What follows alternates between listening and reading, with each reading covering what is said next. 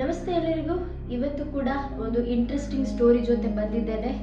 ಇದು ಬೇರೆ ಯಾವುದೋ ಒಂದು ಜಾಗದಿಂದ ಬಂದಂತಹ ಎರಡು ಕ್ಲೋಸ್ ಫ್ರೆಂಡ್ಸ್ನವರು ಬ್ಯಾಂಗ್ಳೂರಿಗೆ ಬಂದ ಮೇಲೆ ಅಲ್ಲಿದ್ದಂತಹ ಹಾಂಟೆಡ್ ರೋಡಿಗೆ ಕಾಲಿಟ್ಟ ಮೇಲೆ ಅವರ ಲೈಫಲ್ಲಿ ಆದಂತಹ ಒಂದು ನಿಜವಾದ ಘಟನೆಯ ಸ್ಟೋರಿ ಇವತ್ತು ತಂದಿದ್ದೇನೆ.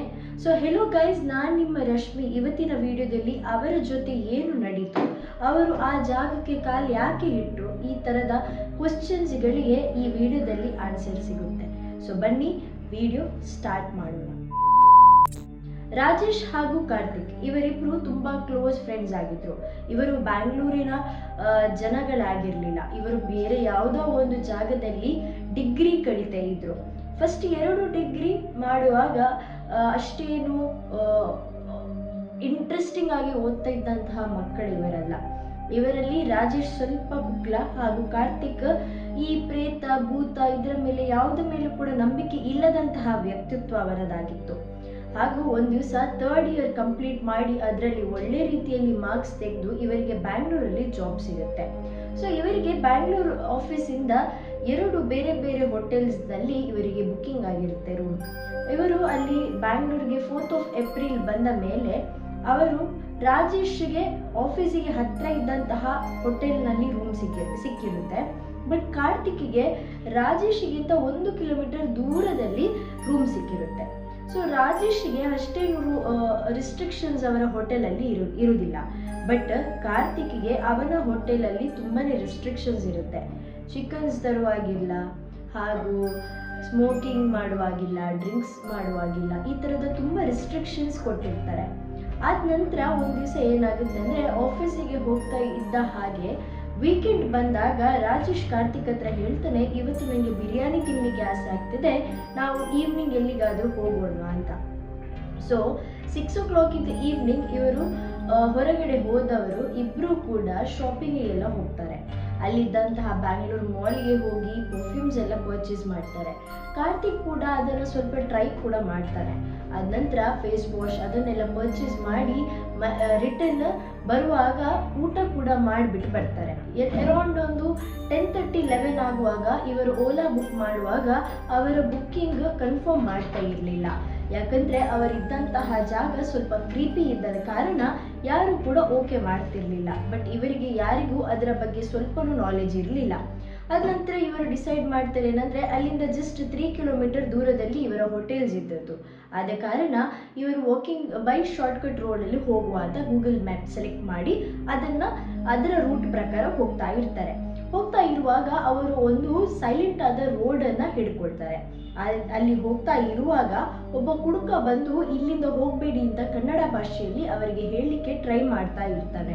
ಬಟ್ ಇವರಿಗೆ ಕನ್ನಡ ಭಾಷೆ ಬರದ ಕಾರಣ ಇವರು ಅದನ್ನಷ್ಟೇನು ತಕ್ಕೊಳ್ಳೋದಿಲ್ಲ ಮತ್ತು ಇವರಿಗೆ ಅರ್ಥ ಕೂಡ ಆಗೋದಿಲ್ಲ. ಬಟ್ ಒಂದಂತೂ ಅವರಿಗೆ ಅರ್ಥ ಆಗಿತ್ತಂದರೆ, ಈ ಜಾಗದಿಂದ ಬೇರೆ ಕಡೆಯಿಂದ ಹೋಗಿ ಈ ರೋಡಿಂದ ಹೋಗಬೇಡಿ ಅಂತ ಹೇಳ್ತಾ ಇದ್ದಾನೆ ಅಂತ ಅವನ ಆ್ಯಕ್ಷನ್ಸ್ ಥ್ರೂ ಅವರಿಗೆ ಅಂದಾಜು ಸಿಗ್ತದೆ.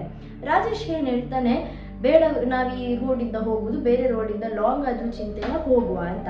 ಬಟ್ ಕಾರ್ತಿಕ್ ಹೇಳ್ತಾನೆ, ನೀನು ಎಂಥ ಪುಕ್ಲ ನೀನು, ನಾವು ಈ ರೋಡಿಂದನೇ ಹೋಗುವ, ಆ ಥರದ್ದು ಯಾವುದೂ ಇಲ್ಲ, ಆತ ಕುಡ್ದಿದ್ದಾನೆ, ಹಾಗೆ ಮಾತಾಡ್ತಿದ್ದಾನೆ ಅಂತ. ಸ್ವಲ್ಪ ಕನ್ವಿನ್ಸ್ ಆದಂಥ ರಾಜೇಶ್ ಕೂಡ ಇವನ ಜೊತೆ ಆ ರೋಡಿಂದನೇ ಹೋಗ್ತಾ ಇರ್ತಾರೆ. ಆಲ್ಮೋಸ್ಟ್ ಇನ್ನು 1 ಕಿಲೋಮೀಟರ್ ಅವರ ಹೋಟೆಲ್ಗೆ ಇದ್ದ ಟೈಮಲ್ಲಿ ಅವರಿಗೆ ಇನ್ನೊಂದು ರೋಡ್ ಸಿಗುತ್ತೆ. ಆ ರೋಡಲ್ಲಿ ಸ್ವಲ್ಪನೇ ಲೈಟ್ ಇರೋದಿಲ್ಲ. ಇವರ ಫೋನ್ ಟಾರ್ಚ್ ಯೂಸ್ ಮಾಡಿಬಿಟ್ಟು ಹೋಗ್ತಾ ಇರುವಾಗ ಸಡನ್ ಆಗಿ ಕಾರ್ತಿಕ್ಗೆ ವಾಶ್ರೂಮ್ ಹೋಗ್ಬೇಕಿರ್ತದೆ.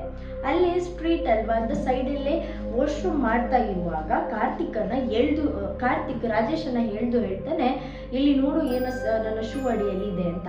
ಸೊ ರಾಜೇಶ್ ಏನು ಮಾಡ್ತಾನೆ, ಲೈಟ್ ಆನ್ ಮಾಡಿಬಿಟ್ಟು ನೋಡ್ತಾ ಇರುವಾಗ ಅವರಿಗೆ ಕಟ್ಟಾದಂತಹ ಲೆಮನ್ ಮತ್ತು ಒಂದು ಮಂಡಲ ಥರ ಒಂದು ಕುಂಕುಮದಲ್ಲಿ ಮಾಡಿ ಅದರಲ್ಲಿ ಒಂದು ವಿಚಿತ್ರವಾದ ವರ್ಡಿಂಗ್ಸ್ ಇರ್ತದೆ. ಮತ್ತು ಅವರಿಗೆ ಬೋನ್ಸ್ ನೋಡಲಿಕ್ಕೆ ಸಿಗ್ತದೆ, ಕುಂಕುಮ ನೋಡಲಿಕ್ಕೆ ಸಿಗ್ತದೆ, ಕಪ್ಪು ದಾರ ನೋಡಲಿಕ್ಕೆ ಸಿಗ್ತದೆ.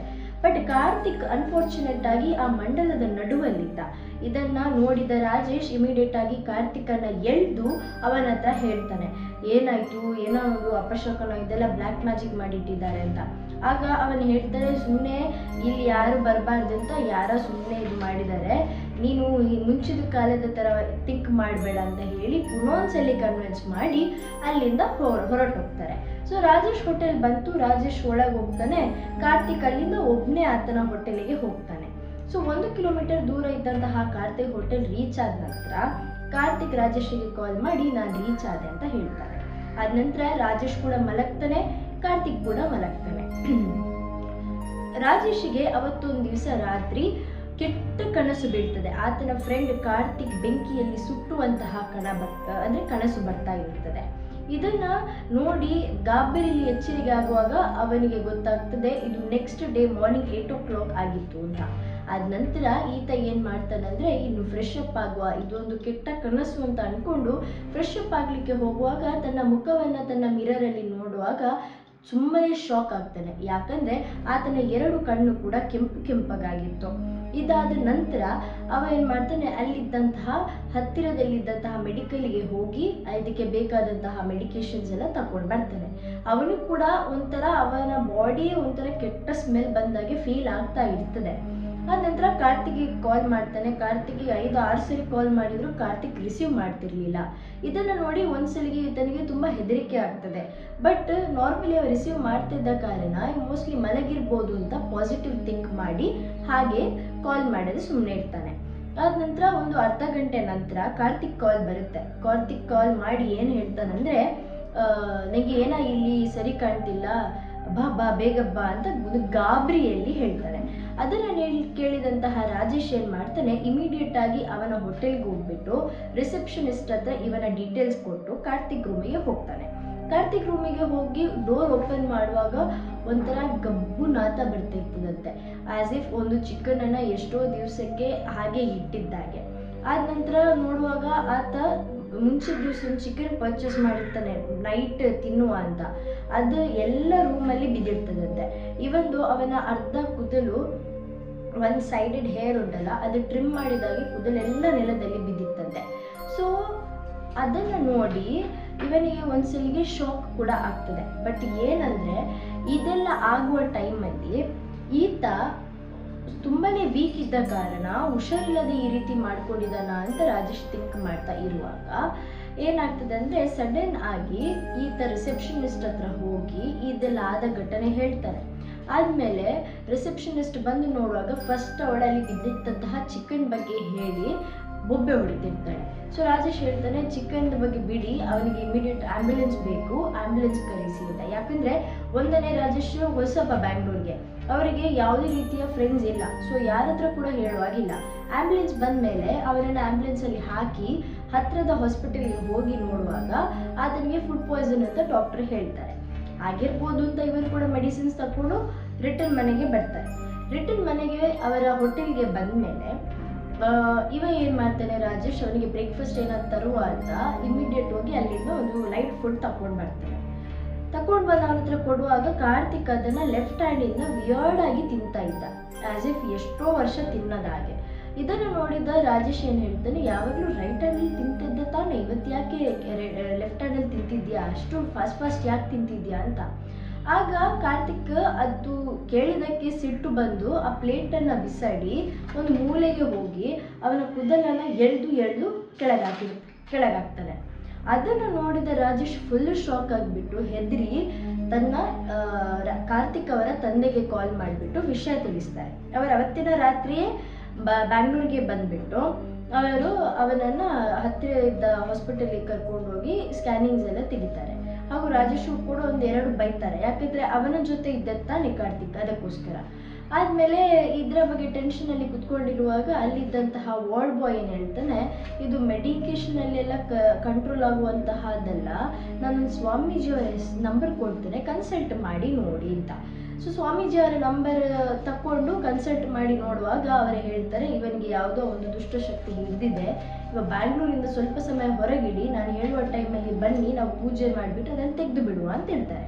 ಸೊ ಇಮಿಡಿಯೇಟ್ ಆಗಿ ಅವರ ತಂಗಿ ಮನೆ ಆಂಧ್ರ ಪ್ರದೇಶದಲ್ಲಿ ಕಂಚಿ ಸಮುದ್ರ ಅಂತ ಹೇಳುವಂತಹ ಜಾಗದಲ್ಲಿ ಇದೆ, ಅಲ್ಲಿಗೆ ಕರ್ಕೊಂಡು ಹೋಗ್ತಾರೆ. ಬಟ್ ಅಲ್ಲಿ ಡೇ ಬೈ ಡೇ ಇವನ ಕಂಡೀಷನ್ ವರ್ಸ್ಟೇ ಆಗ್ತಾ ಹೋಗ್ತಾರೆ. ಆದಮೇಲೆ ಪುನಃ ಬ್ಯಾಂಗ್ಳೂರಿಗೆ ಕರ್ಕೊಂಡು ಬರ್ತಾರೆ.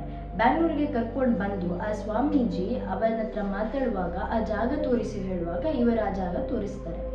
ಅಲ್ಲಿ ಯಾವುದೇ ರೀತಿಯ ತಂತ್ರಮಂತ್ರ ಮಾಡಿದ್ದಂತಹ ಆಬ್ಜೆಕ್ಟ್ಸ್ ಯಾವುದು ಕೂಡ ಅಲ್ಲಿ ಕಾಣ್ತಿರ್ಲಿಲ್ಲ.